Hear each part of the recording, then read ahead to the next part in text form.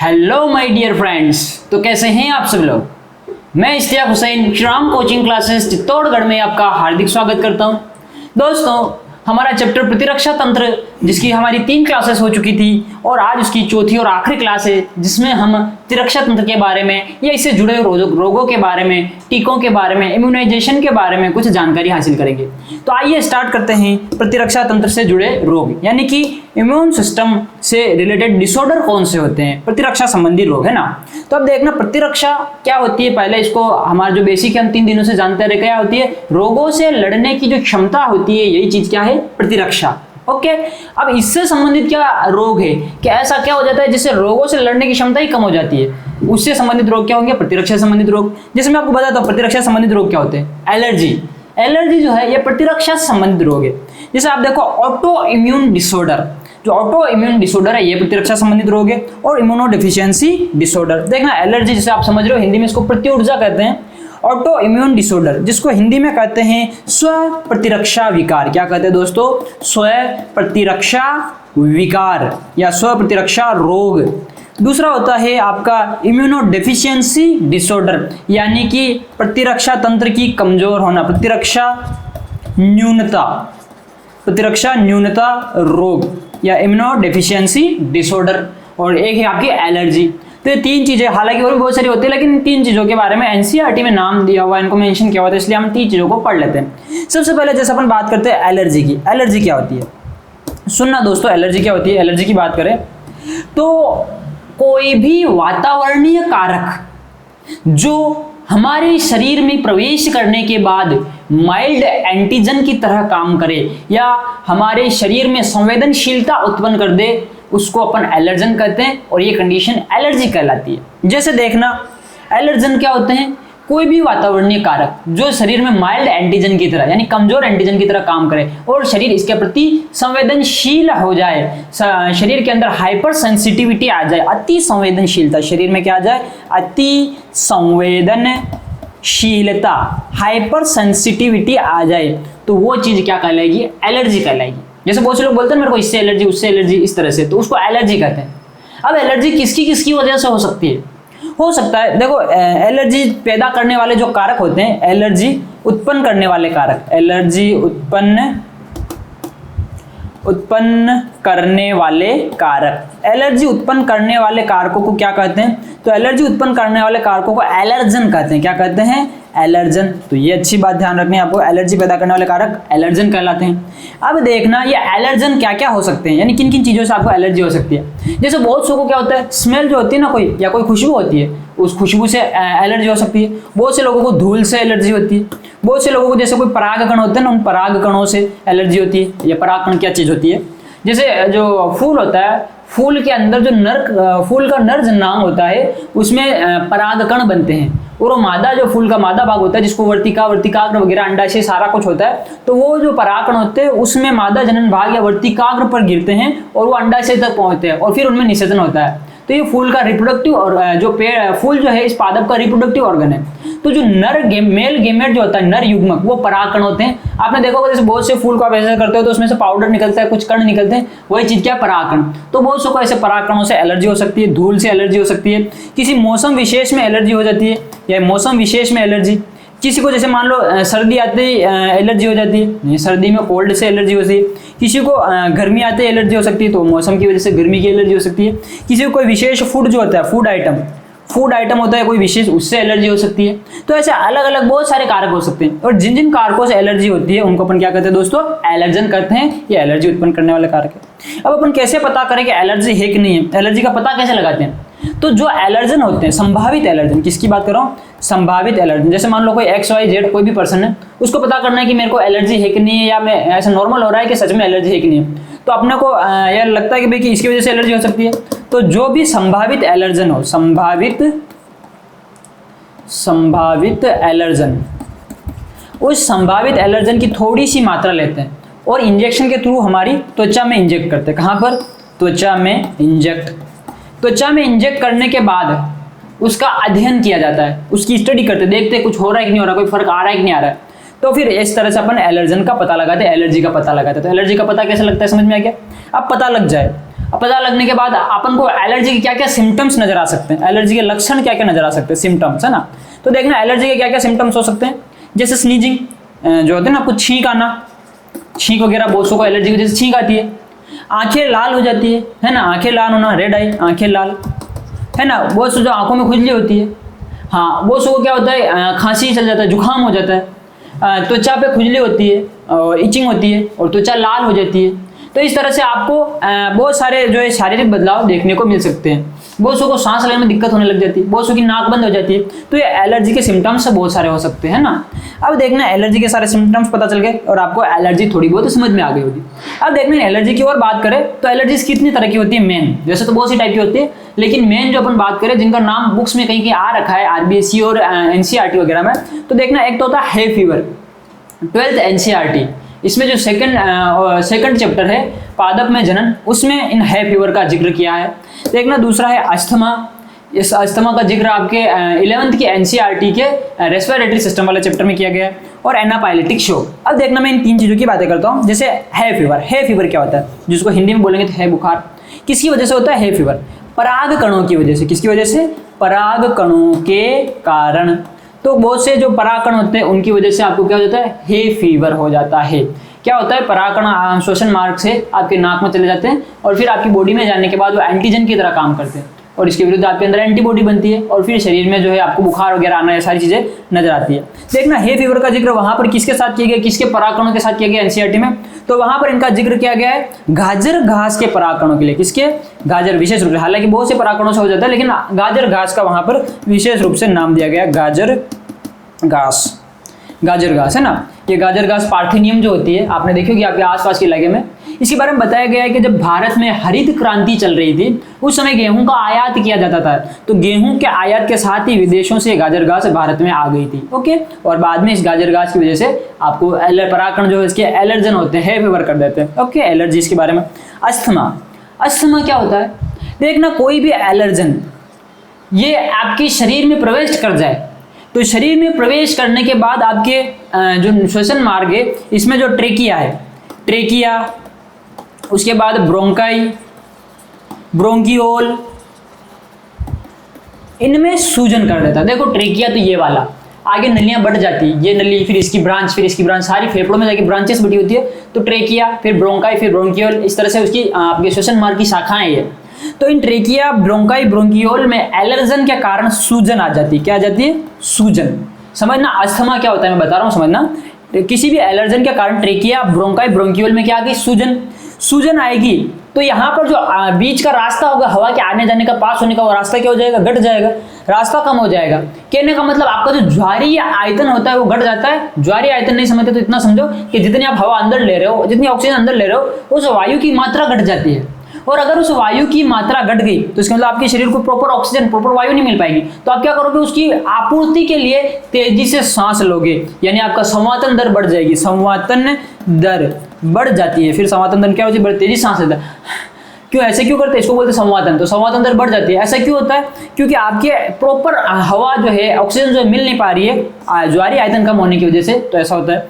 तो इसमें क्या करते हैं, फिर ऐसा हो जाता है। तो अब ये ऐसा क्यों हुआ, ऐसा हिस्टामिन के स्रावन के कारण हुआ, क्योंकि जैसे ये एलर्जन आपके शरीर में आया तो यहाँ पर हिस्टामिन का स्रावन होता है और हिस्टामिन की वजह से इनमें सूजन आ जाती है, ब्रोंकाई और ब्रोंकियोल वगैरह में।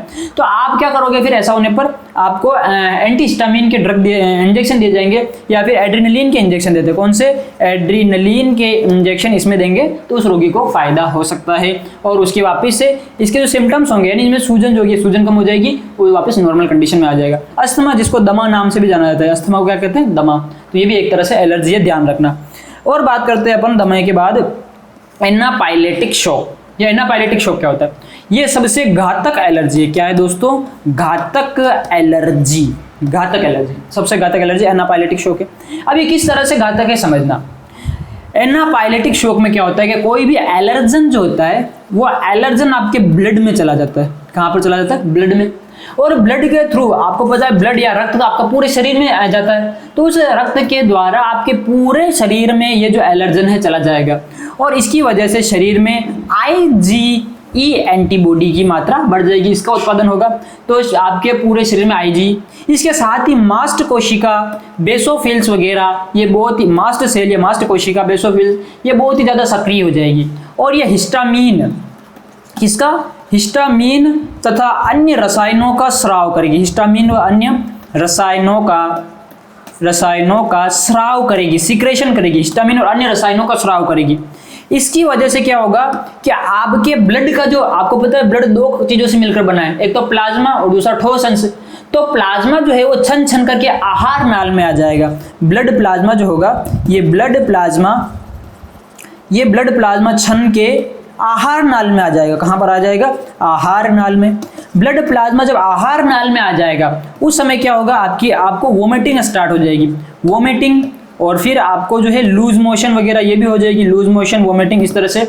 और फिर क्या होता है, फिर कभी कभी आदमी की और स्पॉट डेथ, मृत्यु भी हो जाती है। क्या हो जाती है? आदमी की मृत्यु। तो एक ऐसी एलर्जी जिसकी वजह से आपकी मृत्यु तक हो रही है, इसलिए सबसे घातक एलर्जी, इसको एनाफाइलेटिक शॉक कहते हैं। तो क्या हुआ, एलर्जन जो थे वो आपके ब्लड में प्रवेश किए।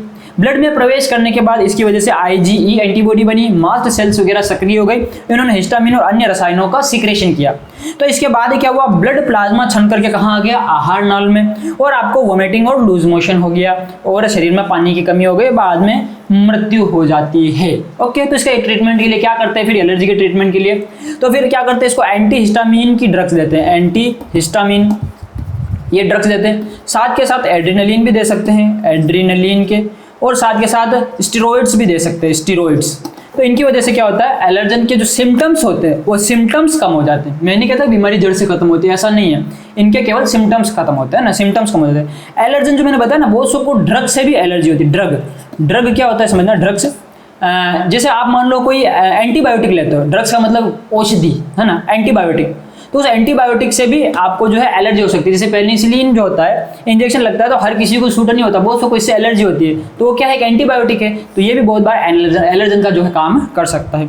उम्मीद करता हूँ आपको एलर्जी समझ में आ गई होगी। आगे बढ़ जाते हैं। एलर्जी के बाद दूसरी बात हमने किसकी की थी, ऑटो इम्यून डिसऑर्डर या ऑटो इम्यून डिजीज, इसको स्व प्रतिरक्षा रोग या स्व प्रतिरक्षा विकार कहते हैं। ऑटो इम्यून डिजीज स्व प्रतिरक्षा रोग या स्व प्रतिरक्षा विकार हो सकता है। इसमें क्या होता है, आपका प्रतिरक्षा तंत्र क्या काम करता है, आपका प्रतिरक्षा तंत्र आपके खुद के एंटीजन और बाहरी एंटीजन में पहचान करता है, और खुद के एंटीजन को तो कुछ नहीं करता, लेकिन अगर बाहर से कोई एंटीजन आया तो उसको नष्ट कर देता है, उसके विरुद्ध एंटीबॉडी बनाता है, उस एंटीजन को मार गिराता है। तो ये आपके प्रतिरक्षा तंत्र का काम है। लेकिन अगर प्रतिरक्षा तंत्र डिस्टर्ब हो जाए तो वो खुद के एंटीजन और पराये एंटीजन में विभेद नहीं कर पाता, और पराये एंटीजन को मारने के बजाय खुद के ही एंटीजन को मारना स्टार्ट कर देता है, शरीर की खुद की कोशिकाओं को मारना स्टार्ट कर देता है।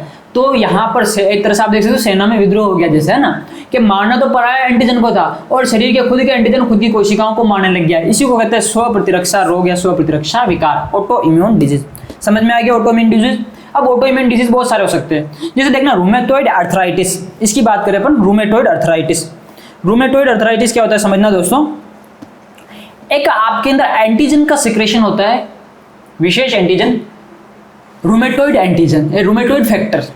उसकी वजह से क्या होता है, आपके जो एंटीबॉडीज होते हैं, ये एंटीबॉडी होती है विशेष, है ना, ये एंटीबॉडी क्या करती है, आपके जो जोड़े होते हैं जैसे घुटनों वगैरह की जो साइनोवियल मेम्ब्रेन होती है, इस साइनोवियल मेम्ब्रेन में जाकर के इन्फ्लामेशन कर देते हैं, यानी सूजन कर देते हैं, तो साइनोवियल मेम्ब्रेन सूज जाती है, और अंदर जो द्रव होता है साइनोवियल द्रव, इसकी मात्रा भी बढ़ जाती है, जिसके कारण असहनीय दर्द होता है, और घातक स्थिति में यहाँ पर विशिष्ट कणिकाएं बनती है, पेन्यूल्स बन जाते हैं, जिनके कारण बहुत ही असहनीय दर्द होता है। तो ये रूमेटॉइड अर्थराइटिस, जिसको गठिया कहते हैं ना, बूढ़े लोगों में ज़्यादा देखा जाता है ये गठिया। तो ये मैंने आपको पहले भी पढ़ाया था रूमेटॉइड अर्थराइटिस, जहाँ पर आपको कंकाल तंत्र पढ़ाया था, कंकाल तंत्र संबंधित विकार में पढ़ाया था रूमेटॉइड अर्थराइटिस, तो उस टाइम पे मैंने इसको ज़्यादा डिटेल से एक्सप्लेन कर दिया था। तो वहाँ पर मैं बता रहा था कि ये स्व प्रतिरक्षा विकार है, और आज आपको उम्मीद करता हूँ समझ में आ गया होगा स्व प्रतिरक्षा विकार कैसे है। तो ये हो गई एक बात रूमेटॉइड अर्थराइटिस। आगे बात करते हैं माइस्थेनिया ग्रेविस। माइस्थेनिया ग्रेविस क्या होती है दोस्तों समझना, माइस्थेनिया ग्रेविस की बात करते हैं। आपके शरीर में एंजाइम होता है थाइमोसिन एंजाइम, सॉरी आपके शरीर में हार्मोन होता है थाइमोसिन हार्मोन।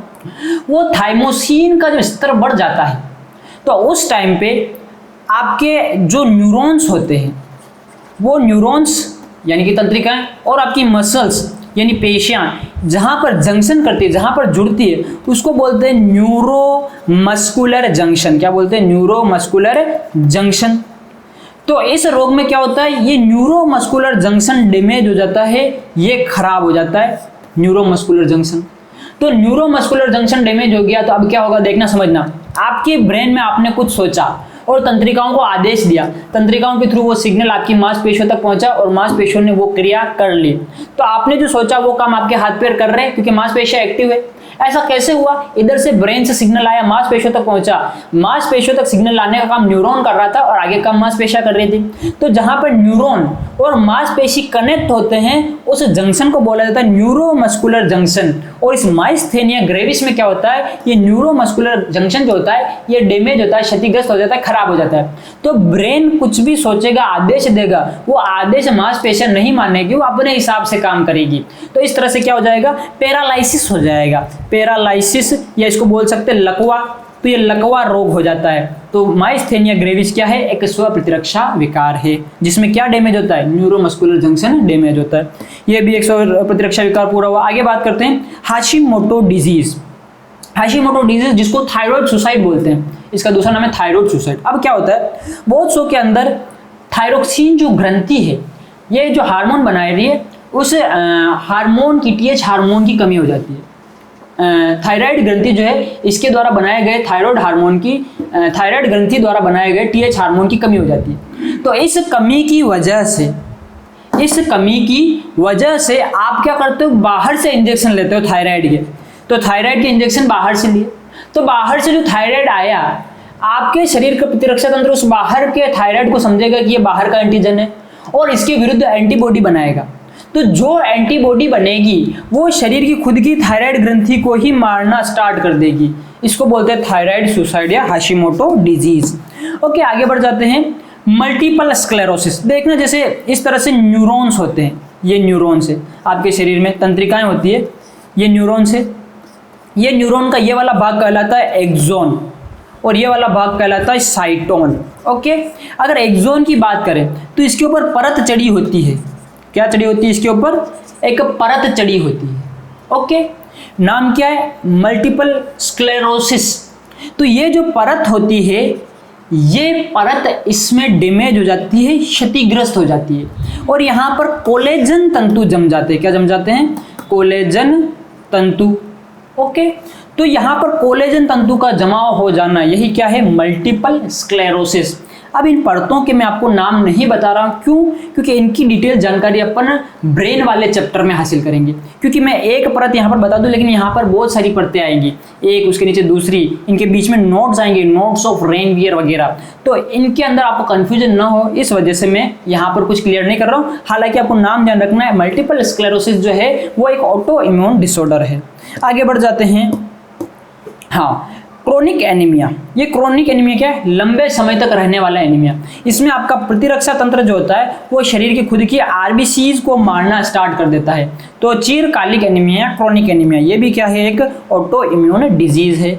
और बात करते हैं तीसरा जो प्रकार हमने पढ़ा था, इम्यूनोडेफिशिएंसी डिसऑर्डर, यानी कि प्रतिरक्षा न्यूनता रोग। प्रतिरक्षा न्यूनता रोग में बहुत सारे होते हैं, लेकिन अपन दो ही पढ़ेंगे। एक तो होता है SCID, severe combined immunodeficiency disease. क्या होता है इसमें? आपके DNA के अंदर जो ADA कोडिंग जीन होता है, ADA कोडिंग जीन, इसका विलोपन हो जाता है। DNA से वो वाला हिस्सा हट गया जो ADA बनाता था।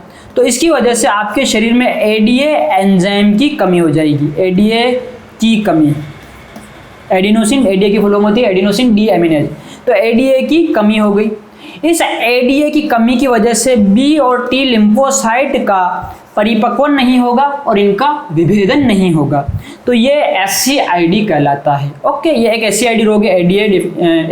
एडिनोसिन डीएमिनेज की न्यूनता जो हो जाती है, कमी जो हो जाती है, ये एक SCID है जो ऑटो इम्यून डिसऑर्डर है, इम्यूनोडेफिशिएंसी डिसऑर्डर है। अब देखना इसमें क्या करते हैं, फिर हर महीने में एक बार उसको जो है ये बाहर से लिम्फोसाइट वगैरह संवर्धित करके उसके ब्लड में डाली जाती है ना। इसके बाद दूसरी चीज देखना, दूसरा रोग कौन सा बता रहा हूँ मैं? एड्स। एड्स की फुल फॉर्म क्या होती है? Acquired immunodeficiency syndrome. एक्वायर्ड का क्या मतलब है कि ये रोग जन्म से नहीं होता बल्कि बाहर से उपार्जित किया हुआ है। इसके बाद इम्यूनोडेफिशिएंसी। इम्यूनोडेफिशिएंसी का मतलब है कि ये जो रोग है ये प्रतिरक्षा तंत्र की न्यूनता की वजह से हो रहा है। सिंड्रोम, सिंड्रोम का मतलब ये कोई अकेला रोग नहीं है बल्कि बहुत सारे रोगों का जटिल रूप है। ओके, अब एड्स के बारे में हाल फिलहाल इतनी जानकारी रखते हैं। आपको सबको पता है HIV की वजह से होता है, लेकिन एड्स के ऊपर अपन एक विशेष क्लास रखेंगे जो अपन पहले जनन तंत्र वाला चैप्टर पढ़ेंगे, उसके बाद एड्स के ऊपर पूरी एक क्लास होगी अपनी विशेष जिसमें इसकी पूरी जानकारी हासिल करेंगे, और एक क्लास अपन कैंसर के ऊपर करेंगे। ये हो गए आपके इम्यूनोडेफिशिएंसी सिंड्रोम या इम्यूनोडेफिशिएंसी डिजीज। आगे अपन बात करते हैं वैक्सीनेशन एंड इम्यूनाइजेशन। वैक्सीनेशन क्या होता है, जिसको बोलते हैं टीकाकरण, और इम्यूनाइजेशन क्या होता है, जिसको बोलते हैं प्रतिरक्षीकरण।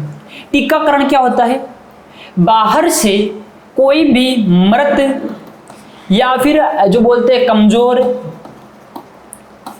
या फिर अधमरा जिसको बोल सकते हैं, वो बैक्टीरिया या फिर कोई एंटीजन या फिर कोई टॉक्सोइड, टॉक्सोइड जो होता है टॉक्सिन का परिवर्तित रूप, टॉक्सोइड शरीर में इंजेक्ट किया जाता है, शरीर में इंजेक्ट किया जाता है, तो ये कहलाता है वैक्सीनाइजेशन। जैसे आपको पता है ना वो टीके लगते हैं, तो टीके लग रहे हैं मतलब क्या हो रहा है, वैक्सीन लग रहा है, वैक्सीनाइजेशन। तो वैक्सीनाइजेशन में क्या होता है, या तो कोई मृत जीवाणु वगैरह विषाणु आपके शरीर में डाल रहा है, या कोई कमजोर जीवाणु विषाणु, या कोई बैक्टीरिया या एंटीजन, या फिर कोई टॉक्सोइड डाल रहा है आपके शरीर में।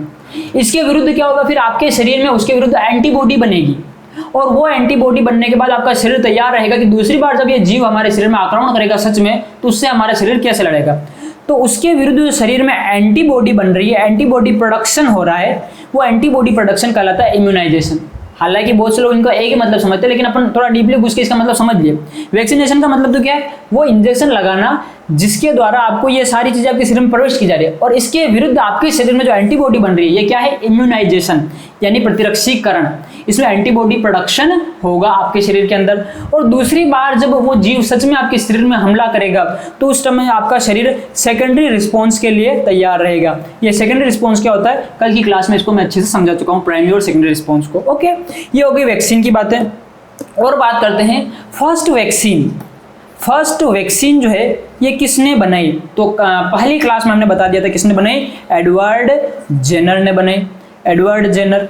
इसके बाद देखना, ये तो फर्स्ट वैक्सीन की बात है, इसने किसके विरुद्ध बनाई थी फर्स्ट वैक्सीन, एडवर्ड जेनर ने। इसने स्मॉल पॉक्स चेचक के लिए बनाई थी। ओके, फर्स्ट ट्रू वैक्सीन किसने बनाई, ये अगर क्वेश्चन आ जाए, फर्स्ट ट्रू वैक्सीन, तो फर्स्ट ट्रू वैक्सीन बनाई थी भैया जी, कल की क्लास में बताया था मैंने, लेविस पास्चर या लुई पास्चर जिसको हिंदी में बोलते हैं, लुई पास्चर ने।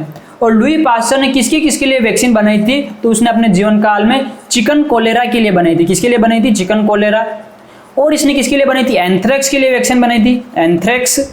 और इसने किसके लिए वैक्सीन बनाई थी, इसने जो है रेबीज के लिए वैक्सीन बनाई थी। ओके, अब देखना दोस्तों, चिकन कोलेरा एंथ्रेक्स तो जीवाणु है, और रेबीज जो है ये रेबीज विषाणु है, तो इसने जीवाणु विषाणु दोनों ही के लिए वैक्सीन बना दी थी। ओके, ये किसकी बात हो गई, इसकी लुई पास्चर की। अब देखना वैक्सीन क्यों कहते हैं। जब मैंने एडवर्ड जेनर की पूरी स्टोरी आपको बताई थी तो उसमें मैंने समझाया था कि जो एडवर्ड जेनर भाई साहब है, इन्होंने अपने वैक्सीनाइजेशन की जो शुरुआत जो है इसकी खोज का आधार क्या रहा था, तो गायों के अंदर जो आपको काउ पॉक्स वगैरह बताया था उसका सारा पूरा बता दिया था कि जो गायें थी उनके थनों के अंदर जो छाले वगैरह हो रहे थे, उनको काउ पॉक्स हो रहा था, तो वो द्रव लेकर के उन्होंने बच्चे में जो डाला, फिर बच्चे के अंदर देखा कि चेचक नहीं हुआ, तो वो सारा उनका एक्सपेरिमेंट था। तो कहने का मतलब एडवर्ड जेनर का जो एक्सपेरिमेंट था किस पर आधारित था, गाय पर। देखना दोस्तों, एडवर्ड जेनर का जो एक्सपेरिमेंट था ये गाय पर आधारित था, और गाय को जो है ग्रीक भाषा में वेक्का कहा जाता है। क्या कहा जाता है, वेक्का। इसीलिए इनको क्या बोल दिया बाद में, वैक्सीन। तो वैक्सीन शब्द की उत्पत्ति भी इससे संबंधित है। उम्मीद करता हूँ आपको ये समझ में आ गया होगा वैक्सीन। और आगे बढ़ जाते हैं, वैक्सीन जो होते हैं इनकी भी अलग अलग जनरेशन होती है। जैसे देखना, पहले 2G चलता था, फिर 3G चल गया, 4G, अब 5G आएगा, इस तरह से। तो ये क्या है, अलग अलग जनरेशन है ना। तो इसी तरह से वैक्सीन की भी अलग अलग जनरेशन होती है, G1, G2, G3 है ना, जिसको बोलते हैं फर्स्ट जनरेशन वैक्सीन जो सबसे पहले बने। एक होता है सेकंड जनरेशन वैक्सीन जो बाद में बने, और एक होता है थर्ड जनरेशन वैक्सीन जो सबसे अभी नए चल रहे हैं। अब देखना, फर्स्ट जनरेशन वैक्सीन में क्या होता है, इसमें कोई भी मृत या कमजोर जीवाणु या फिर विषाणु या फिर एंटीजन या फिर कोई टॉक्सोइड आपकी बॉडी के अंदर इंजेक्ट कर देते हैं। क्या कर देते हैं, इंजेक्ट। और इसके विरुद्ध हमारा शरीर एंटीबॉडी बनाता है। इस तरीके से दिया जाता है, ये आपकी क्या है, फर्स्ट जनरेशन वैक्सीन। जिसमें मैंने बताया था ना पोलियो का टीका लग रहा है तो वो वैक्सी आपके पोलियो के वायरस ही आपके अंदर डाले जा रहे हैं। तो ये चीज़ क्या है, फर्स्ट जनरेशन वैक्सीन। तो बताओ क्या चीज़ें सेफ है, क्या इतनी सेफ नहीं है? क्या पता वायरस फिर से एक्टिव हो जाए और आपके शरीर का प्रतिरक्षा तंत्र इतना मजबूत ना हो तो आपको कोई बीमारी हो जाएगी। तो ये इतने विकसित नहीं होते फर्स्ट जनरेशन वैक्सीन। इसके बाद हमने विकसित किया second generation vaccine. Second generation vaccine में क्या करते, हमने एक टेक्नोलॉजी विकसित की थी, recombinant DNA technology. Recombinant DNA technology, पुनर्योगज डीएनए तकनीक, जो जैव प्रौद्योगिकी है, इसके बारे में अपन इसकी पूरी जानकारी हासिल करेंगे। अभी बस इतना ध्यान रखो, कोई तकनीक है। उस तकनीक में क्या करते हैं कि जो एंटीबॉडी प्रोडक्शन वाला जीन होता है उस जीन को या उस डीएनए हिस्से को काट करके अलग निकाल लेते हैं और उससे फिर उससे जो है हमारे शरीर में एंटीबॉडी प्रोडक्शन कराते हैं। तो सेकंड जनरेशन के लिए आपको याद रखना ये रिकॉम्बिनेंट डीएनए टेक्नोलॉजी यानी पुनर्योगज डीएनए तकनीक पर आधारित है। पुनर्योगज डीएनए तकनीक पर आधारित जो होते हैं, तकनीक पर आधारित ये सेकंड जनरेशन वैक्सीन होते हैं। और थर्ड जनरेशन वैक्सीन, ये थर्ड जनरेशन वैक्सीन सबसे एडवांस है, मोस्ट एडवांस है। हाँ, और इनके अंदर नील साइड इफेक्ट यानी इनके अंदर कोई साइड इफेक्ट नहीं होता है। तो अभी जो सबसे एडवांस कौन से, थर्ड जनरेशन। सेकंड वाले पुनर्योगज डीएनए तकनीक पर आधारित। और जो प्रथम पीढ़ी के टीके हैं ये मृत या कमजोर जीवाणु या विषाणु वगैरह को आपके शरीर में डालते हैं। अब देखना, जैसे एग्जाम्पल बताता हूँ कुछ के, जैसे ये लिखा हुआ है आपका डीपीटी। तो ये किस में काम आता है? डीपीटी का जो वैक्सीन है ये डिप्थीरिया में काम आता है, डिप्थीरिया। ये पर्टूसिस, ओके, जैसे पर्टूसिस को अपन क्या बोलते हैं, काली खांसी, वूफिंग कफ, उसमें काम में आता है। और ये टिटनेस में काम में आता है, tetanus, okay. OPV oral polio vaccine, जो पोलियो वाला है, ओरल पोलियो वैक्सीन यानी पोलियो वाला है ये। इसी तरह से एमएमआर, मीजल्स, मम्स और ये रेबीज में काम में आता है, ओके। तो ये हो गए आपके टीके। तो जितने भी आप ये वैक्सीन देख रहे हो ये सारे क्या है, ये first generation vaccine. Second generation vaccine क्या है, तो हेपेटाइटिस बी का जो वैक्सीन है, हेपेटाइटिस बी का वैक्सीन सेकंड जनरेशन वैक्सीन है, याद रखना।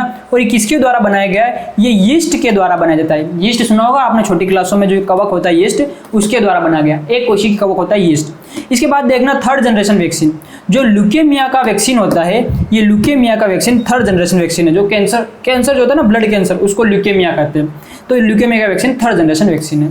ये हो गई सारी वैक्सीन्स की बातें और यहीं पर होता है अपना प्रतिरक्षा तंत्र चैप्टर समाप्त।